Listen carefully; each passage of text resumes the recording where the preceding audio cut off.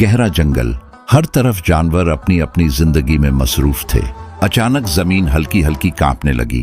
हाथी घबराकर बोला, ये भाई झलझला है या फिर कोई शेर दौड़ रहा है। बंदर डाल से झूलते हुए बोला, नहीं भाई, ये कुछ बहुत बड़ा आ रहा है।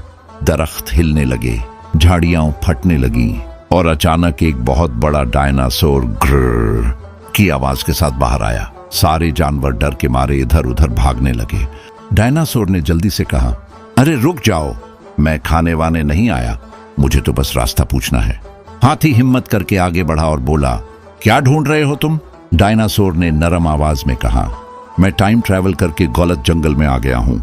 वापसी का दरवाजा किधर है? बंदर हंसते हुए एक गुफा की तरफ इशारा करता है। उधर जाओ, शायद वहीं से आए हो। डायनासोर खुश होकर उसी तरफ चल देता है। पीछे सारे जानवर चैन की सांस लेते हैं। हाथी मुस्कुराकर कहता है, चलो भाई, आज का खलबली का मामला खत्म हुआ। जब डायनासोर सिर्फ रास्ता पूछने आए